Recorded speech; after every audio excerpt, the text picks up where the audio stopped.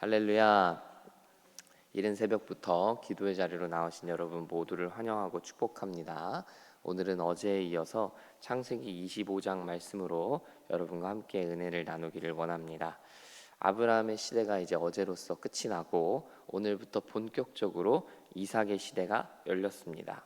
그런데 여기서 우리가 주목해 보게 되는 것은 이삭의 시대를 열고 있는 이 첫 본문은 그의 아들들에 대한 이야기, 즉 이삭의 가정 이야기라는 것입니다. 이후에 우리가 보겠지만 아들들과 상관없는 그 이삭 자체적인 스토리도 드라마틱한 사건들이 분명히 꽤 있습니다. 그럼에도 불구하고 오늘 본문은 아들들에 대한 이야기로 시작을 열고 있다는 것이죠.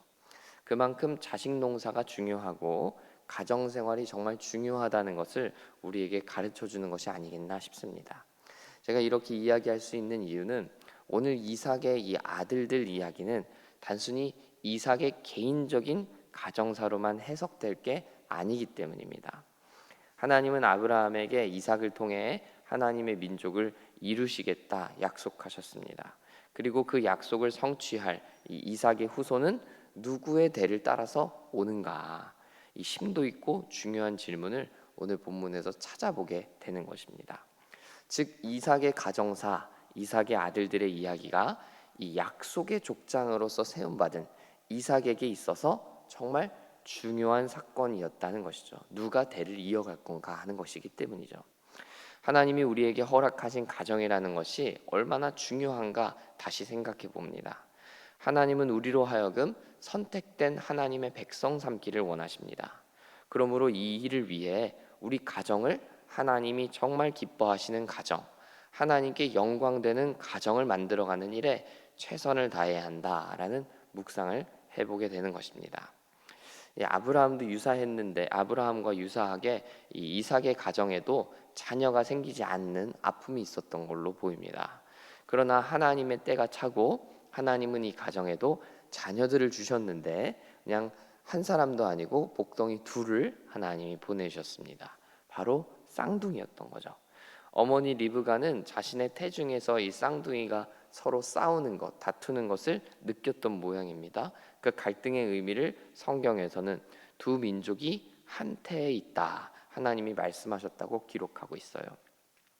제가 처음에 말씀드린 대로 이삭의 가정사는 개인 가정사가 아니라 하나님이 선택하시고 쓰시는 민족의 역사를 의미한다고 말씀드렸어요.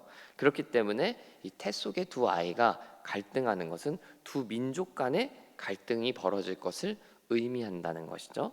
형제끼리 싸우는 것만큼 보기 힘든 싸움도 없는데 그 갈등이 이삭의 집안에서 일어나게 된다라는 것입니다. 아니나 다를까 출산 과정에서 재미있는 에피소드가 등장하죠. 먼저 나오는 형 그 에서의 뒤를 따라서 동생 야곱이 나오는데 그 야곱이 에서의 발꿈치를 잡고 나왔다라는 에피소드가 있어요. 그래서 둘째 이름을 야곱이라고 짓게 되는데 그 뜻이 히브리 원어로 보면요 발꿈치라는 뜻이 되기도 하고 또 동사의 형태로 보면 뒤따라간다, 추격한다, 속인다라는 뜻을 갖고 있다고 합니다. 여기서 더 재미있는 장면은 하나님은 그렇게 뒤꿈치를 잡고 나온 뒤따라가는 일, 앞서가는 일, 이 일들에 욕심을 부렸던 야곱의 민족을 에서의 민족보다 더 크게 하신다라고 약속하고 있기 때문입니다. 우리가 앞으로 더 자세히 보게 되겠지만 하나님은 첫째 에서가 아닌 둘째 야곱의 핏줄을 통해서 그 약속의 자녀 하나님의 민족의 그 영광을 누리고 이어가게 하십니다.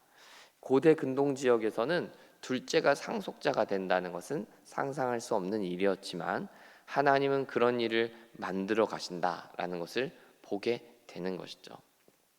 오늘 본문부터 이런 묵상을 하기 조금 이를지 모르겠지만 저는 오늘 본문에서 태생부터 남의 뒤꿈치를 잡고 태어나는 이 야곱 같은 인생을 하나님이 선택하시고 붙드셔서 크게 하신다라는 게 매우 은혜가 됩니다. 요즘 애견남, 테토남 이런 용어를 들어보셨나요? 좀 젊은이들 용어인데 애견남, 테토남. 여성 호르몬을 의미하는 에스트로겐, 남성 호르몬을 의미하는 테스토스테론, 그 그 남성 호르몬과 여성 호르몬의 이름을 차용하여서 조금 여성스러운 남자, 좀 남성스러운 남자를 각각 에겐남, 테토남이라고 부릅니다. 에서와 야곱은 둘이 서로 전형적인 테토남과 에겐남이었습니다. 그렇죠? 에서는 듬직하고요. 어떻게 보면 자세히 나오지 않지만 덩치도 엄청 컸지 않았을까 싶어요. 근육질에 막 털도 많고요. 그런 테토스러운 테토남이었고, 또 야곱은 뭔가 이렇게 모르겠지만 집에 박혀가지고 이렇게 책 보는 거 좋아할 것 같고 수다 떠는 거 좋아할 것 같고 이런 전형적인 애견남이었다는 것이죠. 오늘날도 그렇지만 어떤 남성이 좀 더 매력적일까요, 여러분? 여러분 우리 자매님들 많이 계시는데 애견남을 좋아하시는 분들도 계시겠지만 전반적으로 남성성을 자랑하는 남자다운 테토남을 다들 좋아하지 않을까 이런 생각을 해봅니다. 이 시기에도 남성성은 생업과 직결되었어요. 사실 오늘날엔 꼭 테토남스럽지 않아도 먹고 사는데 큰 문제 없잖아요. 근데 이 당시는 그렇지 않았거든요. 그러니까 테토남이야말로 1등 신랑감 최고였던 것이죠. 그러나 하나님께서는 어떤 사람을 택하신다는 거예요? 야곱을 부르신다는 거예요. 하나님은 야곱은요 에서에 비하면 훨씬 못난 사람이었을 가능성이 높아요. 에서는 야곱보다 훨씬 잘 나가는 사람이었을 가능성이 높죠. 세상에서는 누가 봐도 잘 되는 사람, 잘 나가는 사람이 인정받고 선택받지만 하나님은 세상 논리와 다르게 세상에서 주목받지 못하는 사람도 선택하여 쓰신다는 거예요. 그래서 저와 여러분이 꼭 잘난 사람이 되지 않아도 되는 이유가 여기 있는 거예요. 조금 못나도 조금 부족해도 괜찮은 거예요. 하나님이 그런 분이시기 때문이에요. 그러니 여러분, 하나님이 온 세상의 창조주이시고 주관자이셔서 얼마나 감사합니까?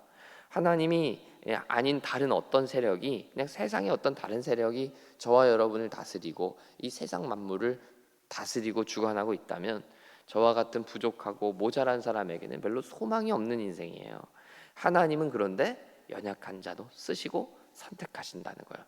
그 은혜에 오늘도 감사하며 살기 원하고 그 안에서 우리가 은혜 안에서 감사하면서 살아가기를 원하는 것입니다.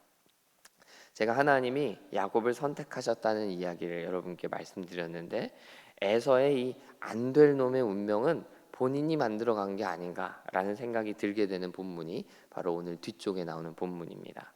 그 유명한 팥죽의 장자의 명분을 판 사건입니다. 에서가 사냥을 마치고 돌아와서 배고픈 상태를 노리고 야곱은 아마 전략적으로 팥죽을 끓였던 것 같아요. 그리고 그 팥죽을 미끼로 해서 에서에게 장자권을 팔라라는 제안을 합니다. 이 고대 근동 지방에서는 이렇게 장자권을 파는 일들이 종종 있었다고 해요. 그리고 에서는 야곱에게 팥죽 한 그릇에 장자권을 팔아 넘기게 됩니다. 저는 어린 시절 이런 말씀을 들으면서 아니 장자권 판 게 뭐가 그렇게 문제인가? 장자권 팔면 되지. 그 권한이라는 거 판다고 해서 뭐 하나님이 복 주시고 말고 그거 결정되는 것도 아닐 텐데 장자권 판다고 해서 내가 장남으로 태어난 사실이 바뀌는 것도 아닌데 이런 생각을 좀 제가 해봤어요. 그런데 제가 오늘 설교를 위해서 묵상하면서 장자권을 파는 것도 파는 것이지만 장자권을 가볍게 여겼던 그의 태도에 주목해 보게 됐습니다. 제가 설교 초반부에 말씀드렸지만 이삭의 두 자녀는 단순히 개인적인 자녀가 아니라 하나님의 선택된 민족을 이끌어 나갈 조상을 선택하는 일이다라고 여러분께 말씀드렸죠. 그 선택된 민족이 바로 장자의 집안에서 나온다는 거예요. 그러니까 장자의 권한은 단순히 어느 집처럼 그냥 일반적인 장남이다, 소유권을 물려받는다 이런 장남의 의미가 아니라 하나님의 선택된 민족의 족장이다 이런 영적인 의미를 갖고 있었다는 거예요. 그리고 오늘 에서는 그 영적인 의미를 경시하고 무시했다는 의미가 오늘 담겨 있는 거예요. 그러니 어떤 의미에서 하나님이 에서를 선택하지 않으신 데 이유가 있었나라는 합리적인 의심도 해보게 되는 거죠. 어떻게 보면 에서 마음에 이런 게 있었을지 몰라요. 이 사람은 사냥꾼이었기 때문에 소위 내다 팔 수 있는 생업적인 게 든든해요. 그러니까 내가 장자권 안 받아도 아빠한테 소유권 안 물려받아도 내 너보다 잘 살 수 있어.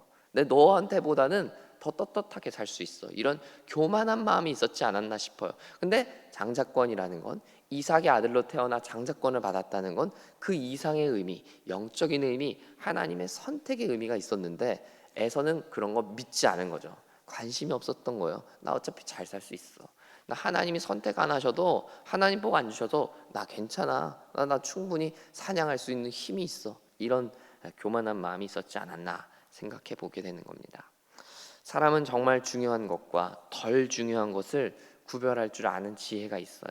그런데 이상하게 내가 배고플 때, 굶주렸을 때, 어려움 가운데 처했을 때, 그때는 이상하게 사리 분별하기가 어려워집니다.